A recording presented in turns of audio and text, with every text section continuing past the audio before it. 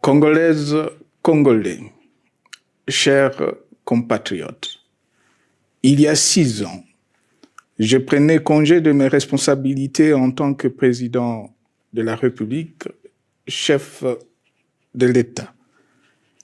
Et fait inédit dans notre pays, en près de 60 ans d'indépendance. J'ai passé pacifiquement la main à un nouveau chef d'État. Depuis lors, je m'étais imposé un strict devoir de réserve, y compris quand j'ai fait l'objet, directement ou par mes proches interposés, de provocations, de déni de droit, d'humiliation, d'imputations dommageables et d'autres multiples atteintes à ma dignité. D'abord, parce que je suis convaincu que le temps est le meilleur allié de la vérité, un antidote lent mais puissant contre le venin du mensonge et de la délation.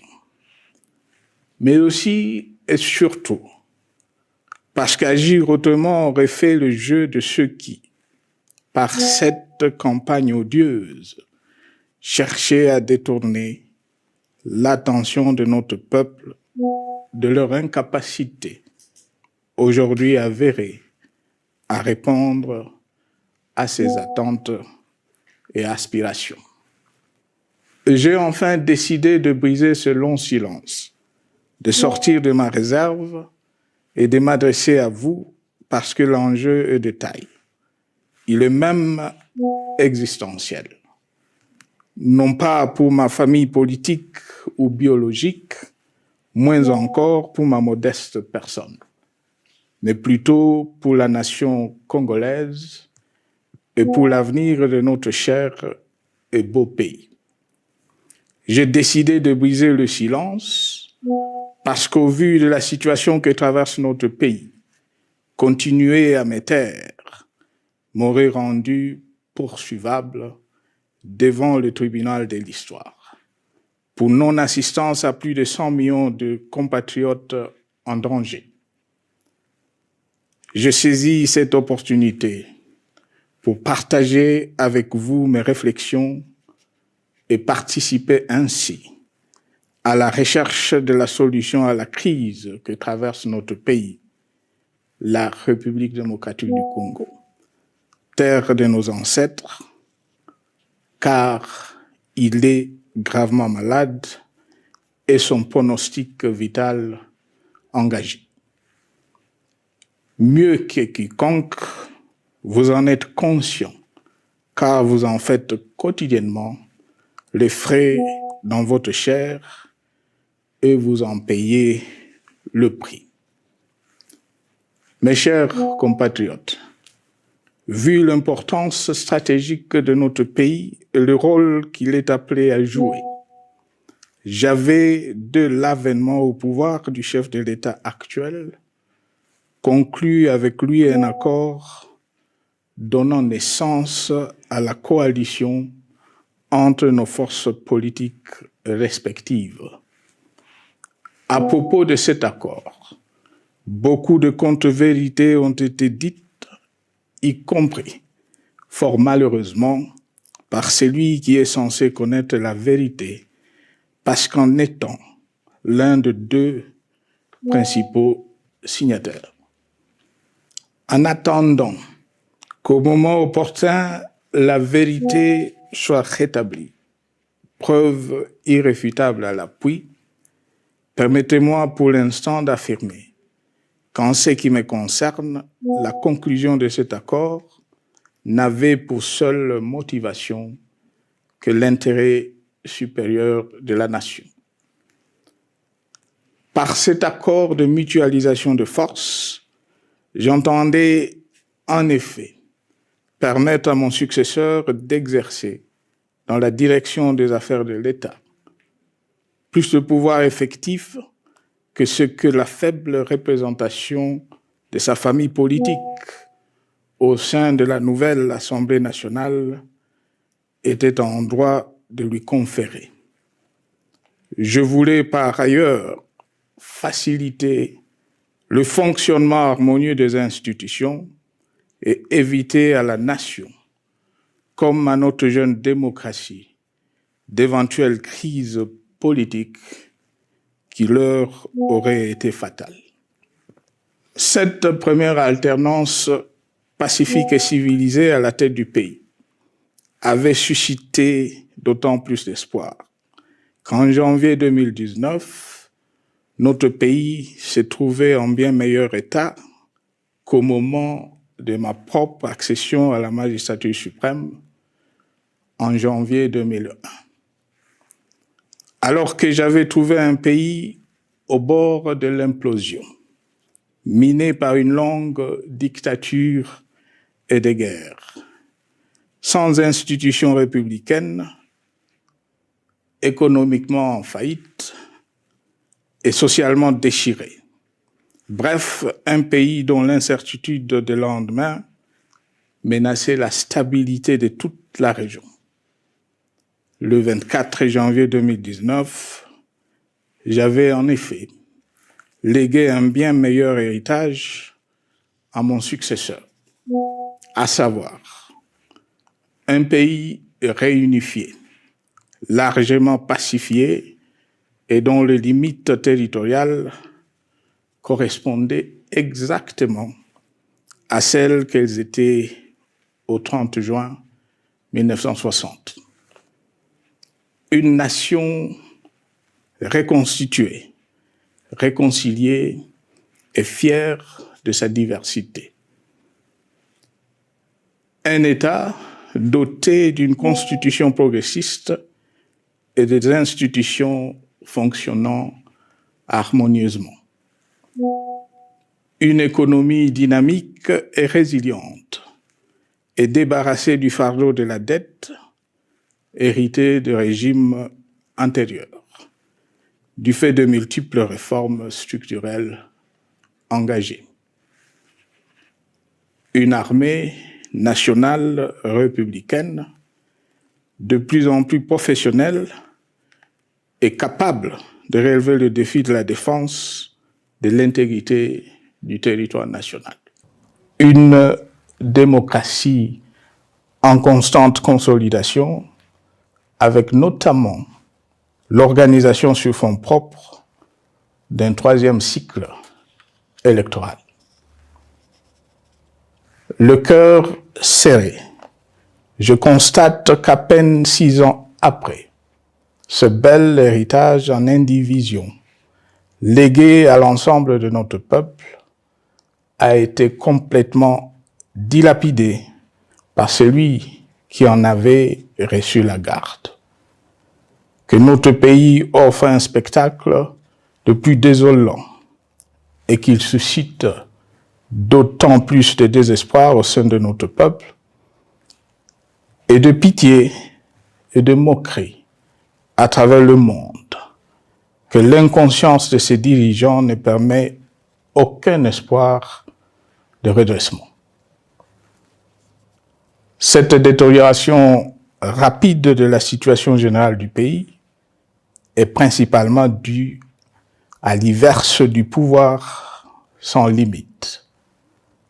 Le nouveau dirigeant s'illustre en effet par une série de remises en cause, reniements et violations intentionnelles de la Constitution, avec en toile de fond la volonté irrésistible de concentrer tout le pouvoir entre les mains d'un seul homme, au mépris du pacte qui cimentait la cohésion de notre peuple.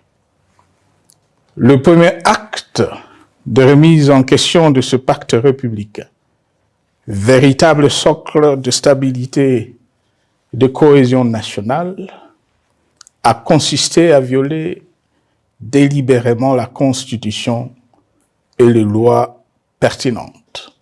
Lors du premier remaniement de la Cour constitutionnelle par le président de la République. La violation de ce texte juridique, fondement de tout état de droit, pour de simples raisons de confort politique, est devenue depuis lors une marque distinctive de la gouvernance de notre pays. Dans le même esprit, en décembre 2020, il fut organisé un coup d'État institutionnel à la suite du renversement en pleine mandature d'une majorité parlementaire, pourtant dévolue par le peuple souverain, ainsi que le gouvernement qui en était issu. S'en sont ainsi suivis la nomination illégale de membres de la Commission électorale nationale indépendante, ainsi que le simulacre des élections de décembre 2023, organisées en violation du cadre juridique et de normes internationales pertinentes, qui, par une ampleur sans précédent de la fraude, ont amplifié l'illégitimité des institutions et de leurs animateurs. Le coup de grâce a été donné par l'annonce du projet de changement de la Constitution, un projet dont la réalisation liquiderait totalement le consensus national de Sun City. Les conséquences négatives de cette gouvernance non orthodoxe sont pour le moins stupéfiantes. Le pays est ainsi devenu un espace de non-droit. La République a cessé d'être démocratique et la volonté du chef de l'État tient désormais lieu de loi suprême, supplantant la Constitution et les lois. En revanche, érigé en politique du gouvernement, le populisme et la démagogie, le mensonge et l'arrogance, la discrimination et la stigmatisation de certaines composantes de notre peuple, l'institutionnalisation du tribalisme et du népotisme, l'opposition de communautés nationales, les unes aux autres, le discours de haine et l'injustice ainsi que l'impunité ont d'autant plus aisément détruit la cohésion nationale et le vivre ensemble que l'opulence outrancière et le non-respect de la parole donnée sont les maîtres mots de la classe politique au pouvoir. Ce qui a rendu le pays fragile et donc vulnérable. Plus grave, le repli identitaire, dangereux pour l'édification de toute nation, a refait surface, avec ses vieux démons dont l'intolérance et la division est circonstance aggravante. Cela est non seulement toléré et impuni, mais aussi et surtout véhiculé et financé par les tenants du pouvoir. Face à cette dérive, le Parlement a abdiqué de sa mission constitutionnelle de contre-pouvoir. Il a ainsi cessé d'être le temple de la démocratie, le lieu par excellence de l'expression législative et la volonté du souverain primaire, pour ne plus être qu'une chambre d'enregistrement de la volonté d'une seule personne.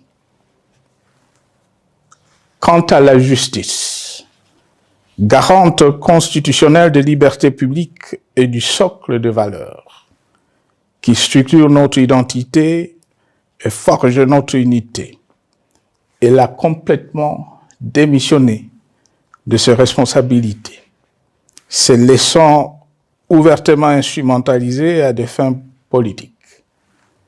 Elle n'est donc plus qu'un instrument d'oppression d'une dictature qui tente désespérément de survivre à contre-courant de l'histoire, par la terreur et l'imposition de la pensée unique. Rôle peu louable, qu'elle partage avec les milices tribales, ainsi que la police et le service de renseignement, eux aussi détournés de leur noble mission de protection des citoyens et de sécurisation de l'État.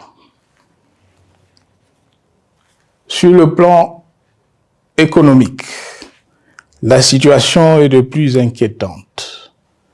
Malgré l'augmentation des recettes publiques, essentiellement due à l'arrivée à maturité de toutes les réformes courageusement votées de 2002 à 2018, notamment le nouveau code minier, forestier, des hydrocarbures, des assurances et de la sous-traitance, et un niveau d'aide financière accru de la part des institutions de Bretton Woods.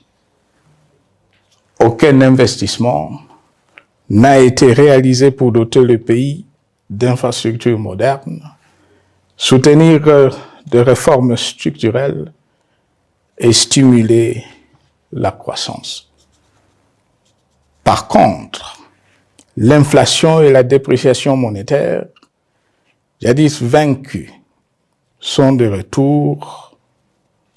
La corruption et le détournement de deniers publics ont atteint un niveau inédit.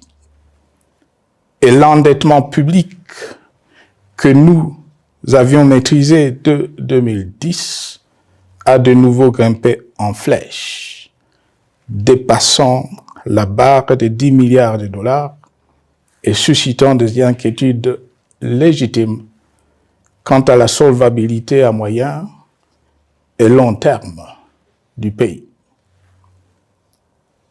Les conséquences sur le plan social sont aussi dramatiques. Aggravation du chômage, accumulation des arriérés des salaires des agents de l'État, baisse drastique du niveau de vie de la population et recrudescence du banditisme urbain, de l'exode rural et de la famine dans un nombre croissant de provinces. Les Congolais sont désormais en proie à une véritable angoisse existentielle.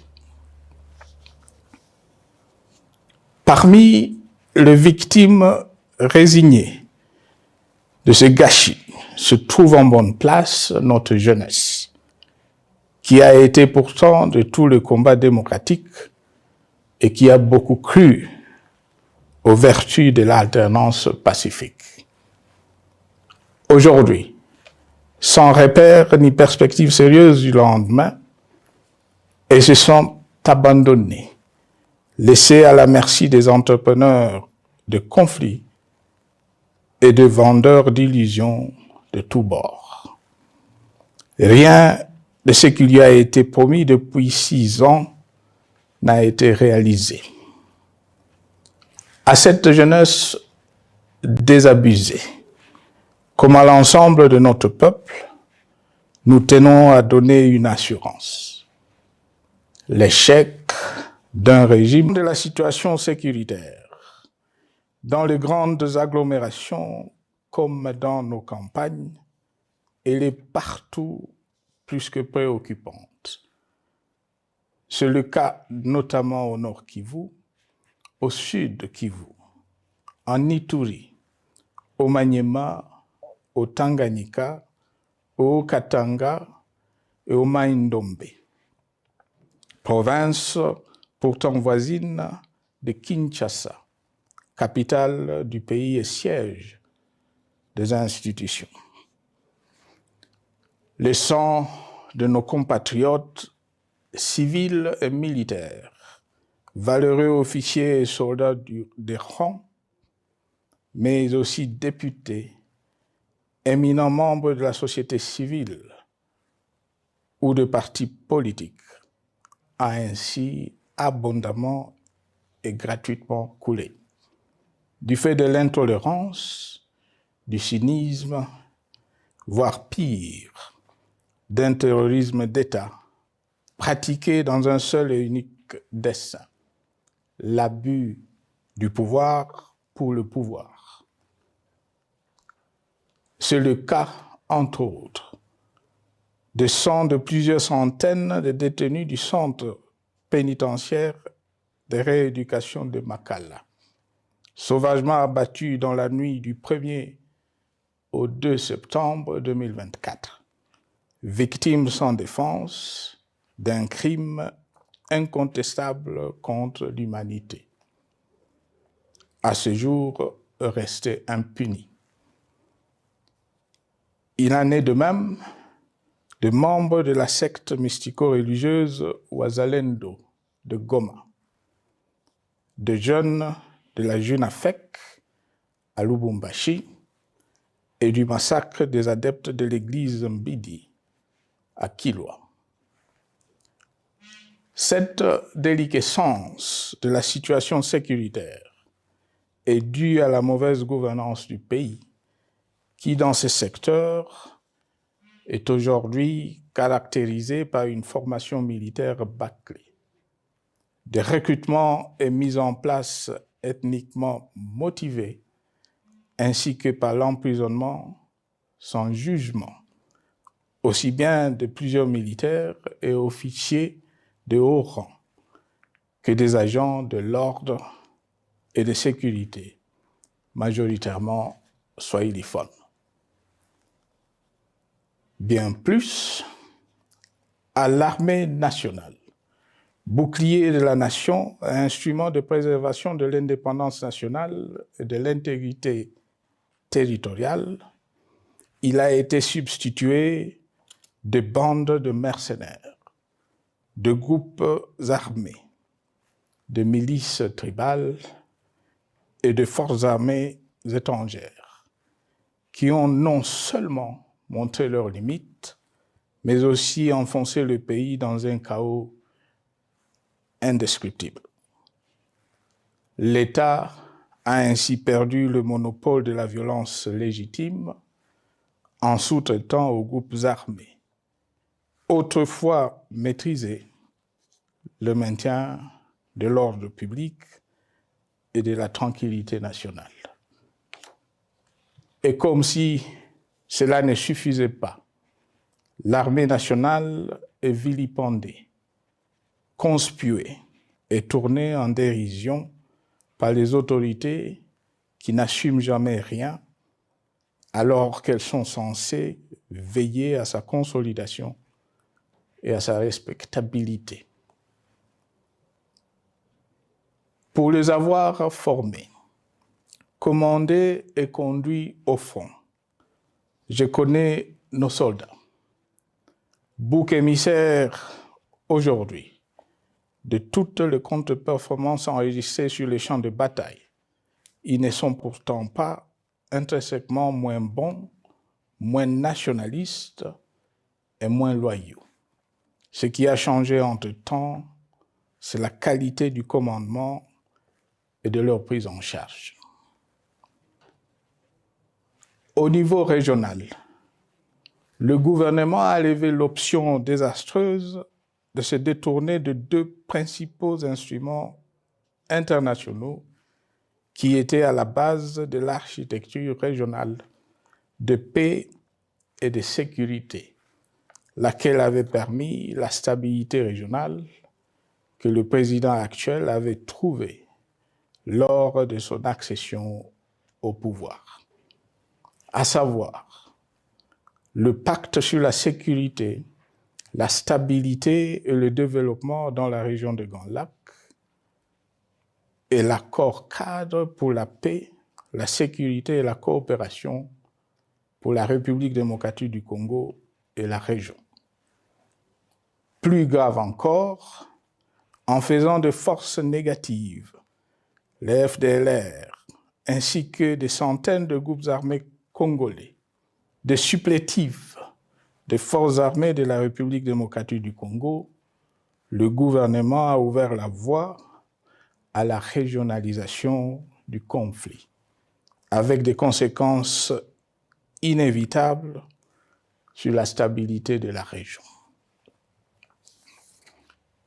Mes chers compatriotes, alors que sur le plan institutionnel, politique, économique et social, les fondamentaux avaient été établis et que le pays avait été placé sur la rampe de lancement, prêt à décoller. Nous voici, hélas, en un temps record, soit 6 ans, de nouveau à la case départ. Seul d'un État failli, divisé, désintégré, au bord de l'implosion, inscrit en bonne place au palmarès de pays pauvres, le plus corrompu et très endetté. En atteste tout le rapport tant du Conseil de sécurité des Nations Unies que ceux sur l'indice de développement humain et sur la pauvreté. La crise qui déchire notre pays est donc profonde et multidimensionnelle. Sa solution doit être nécessairement globale. Toute autre approche n'a donc aucune chance de conduire à une paix durable. Bien plus, le Congo est intemporel. Il n'appartient pas à tel ou tel régime politique. Ce dernier étant par définition rotatif et donc passager en démocratie. Il appartient plutôt au peuple congolais dans sa grande diversité. Ce qui est vrai du Congo l'est aussi des immenses ressources du sol et du sous-sol dont il regorge et qui sont essentielles à la croissance et au développement à l'échelle internationale. Que tous, au pays comme à travers le monde, en tiennent compte et qu'ils inscrivent leurs projets dans une perspective qui privilégie l'intérêt du Congo et des Congolais, plutôt que celui de ceux qui, à un moment ou à un autre, dirigent le pays. Cela étant, pour sauver le Congo, les griefs légitimes du peuple congolais contre le régime en place ne peuvent être éludés. Ils doivent plutôt être pris en compte.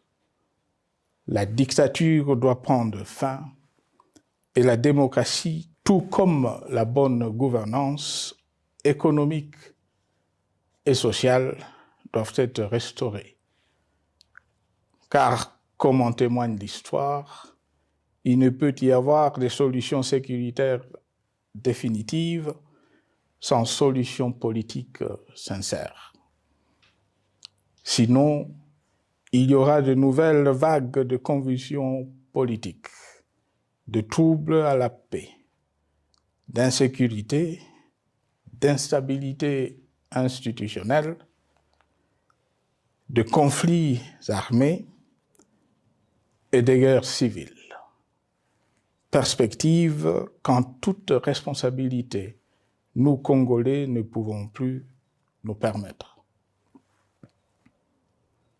Il est dès lors vital que les multiples initiatives de recherche de la paix, Luanda, Nairobi, EAC SADC, l'Union africaine, Doha et Washington, que nous accueillons favorablement, les considérant comme autant de signes de compassion et de solidarité à notre peuple, soient conscientes de cette exigence.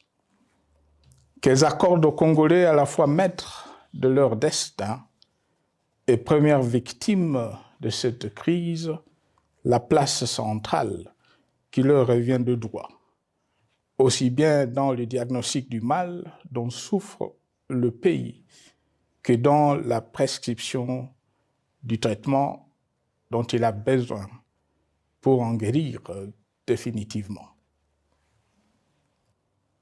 Il convient de noter à ce sujet que le gouvernement de Kinshasa s'est enfin résolu à se mettre autour d'une même table avec l'AFC M23 depuis plusieurs semaines à Doha, même si, bizarrement, il continue à considérer comme un crime le fait que les autres Congolais se parlent entre eux.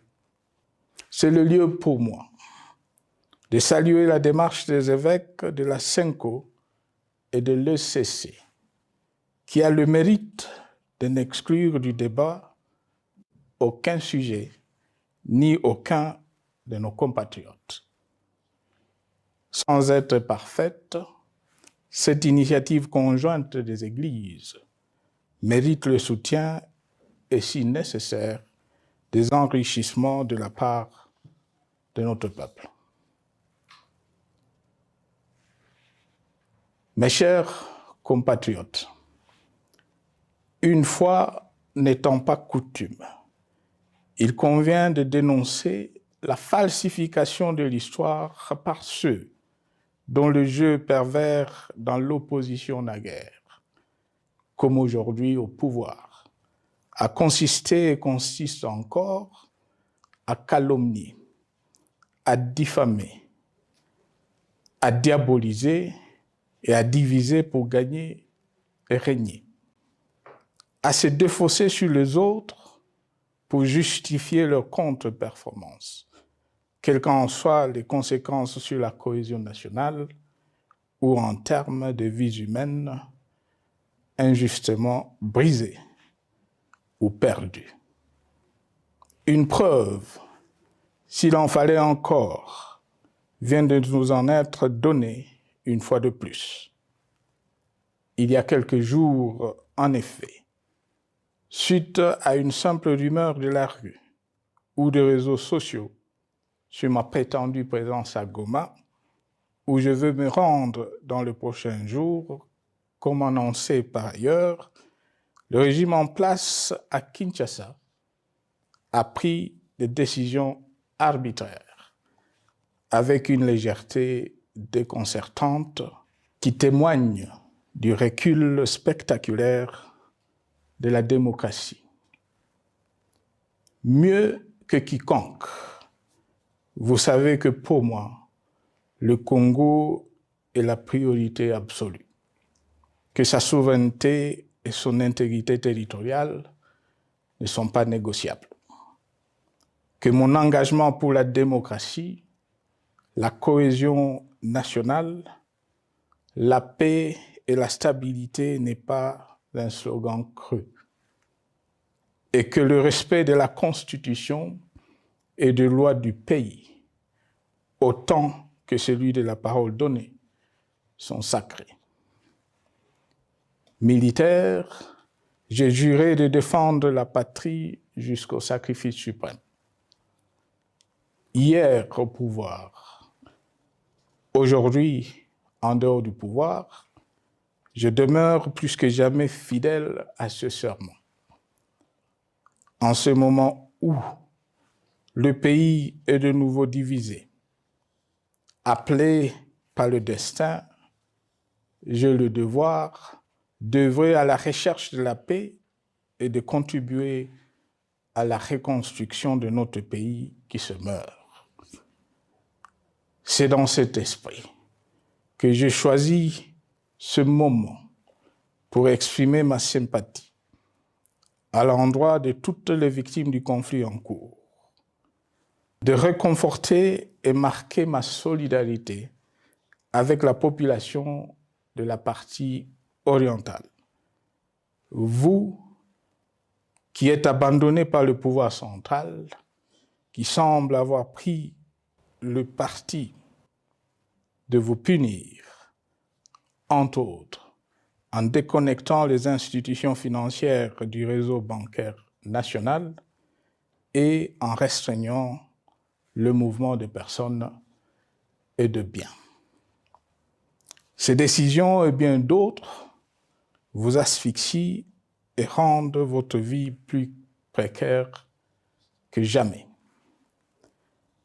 J'en appelle aux uns et aux autres, en particulier au gouvernement, d'humaniser les conditions de vie de nos compatriotes de cette partie du territoire national. Ils ont droit à la vie, à la scolarisation de leurs enfants et aux autres conditions du bien-être. En entendant le rétablissement de l'autorité de l'État sur toute l'étendue du territoire national, j'invite les tenants du pouvoir à protéger la population. De même, l'armée, la justice, les autres structures en charge de l'ordre et de la sécurité doivent être véritablement au service de la population et répondre à ses aspirations. Mes chers compatriotes, de par mon expérience dans des situations similaires, le patriotisme et l'humanisme ont guidé le processus de règlement de conflits et ont porté de fruits dans le passé, aussi bien sur les champs de bataille que sur celui des négociations ou du dialogue. Notre pays avait été divisé de quasi-moitié pendant quelques années. La sagesse avait alors prévalu. Nous avions recollé le morceau et le pays a survécu dans son unité. C'est ainsi qu'après quelques années de réflexion sur la crise en cours, après avoir consulté des chefs d'État et des anciens chefs d'État de la région, ainsi que des acteurs politiques et sociaux, nationaux et étrangers, j'ai fait ce jour une proposition qui engage la nation tout entière à un sursaut patriotique pour un pacte citoyen afin de tirer le pays du gouffre. Le travail hardi qui s'impose à nous portera notamment sur les 12 points suivants. 1. Mettre fin à la dictature, mieux à la tyrannie. 2. Arrêter la guerre. 3. Rétablir l'autorité de l'État sur toute l'étendue du territoire national. 4. Restaurer la démocratie en revenant aux fondamentaux d'un véritable État de droit. 5. Rétablir les libertés fondamentales. 6. Réconcilier le Congolais et reconstruire la cohésion nationale. 7. Relancer le développement du pays par la mise en place d'une bonne gouvernance économique, une gestion administrative et financière orthodoxe et une répartition équitable des ressources nationales. 8. Relancer le dialogue sincère et permanent avec tout le pays voisin en vue de l'instauration de la paix et du développement durable dans la région. 9. Rétablir la crédibilité du pays auprès de partenaires au niveau tant régional, continental qu'international. 10. Neutraliser tous les groupes armés nationaux et étrangers et rapatrier ces derniers dans leur pays d'origine. 11. Mettre définitivement fin au recours et à l'utilisation des mercenaires, conformément à la Convention de l'Union africaine sur l'élimination du mercenariat en Afrique, du 3 juillet 1977 et à la résolution des Nations Unies du 4 décembre 1989 portant sur la Convention internationale contre le recrutement, l'utilisation, le financement et l'instruction de mercenaires et rapatrier sans condition ceux qui sont déjà déployés sur le sol congolais. 12. Ordonner le retrait sans délai de toutes les troupes étrangères du territoire national. À ce sujet, je salue la décision sage des pays de la SADC de retirer les troupes de la SAMI DRC de notre pays. Vu l'immensité de la tâche ainsi décrite, je lance un appel solennel à tous les Congolais, sans distinction de sexe, d'ethnie, d'âge, de classe sociale, de zone géographique ou d'appartenance politique, qui aiment passionnément le Congo, qui sont prêts à tous les sacrifices, qui adhèrent sans réserve au pacte républicain de Sun City et qui tiennent au respect de la Constitution du 18 février 2006, à se dire autour de ces objectifs. Il s'agit de la refondation de l'État et de l'édification d'un pays qui a perdu ses repères. Mobilisons-nous et mettons à profit tous les moyens à notre disposition pour restaurer l'unité nationale, sauver le Congo et préserver son indépendance, car l'Afrique et le monde nous regardent. Mes chers compatriotes, le Congo vaut mieux que la caricature qu'en donnent ses dirigeants actuels. Le Congo mérite mieux que cette politique extérieure faite de jérémiades ferme conviction que le peuple congolais est capable, aujourd'hui comme en 1960, de vaincre le démon de la division, qu'il est capable aujourd'hui, comme au cours de la décennie 90, de vaincre la tyrannie et la tentation du pouvoir absolu. Qu'il est capable aujourd'hui, comme en 2003, de prendre le dessus sur ce qui nous divise et de mettre fin à la violence armée qui oppose ses enfants. Pour y parvenir, chacun doit jouer sa partition. Je m'engage à jouer la mienne. Que Dieu bénisse la République démocratique du Congo, qu'il bénisse individuellement chacun de vous. Je vous remercie.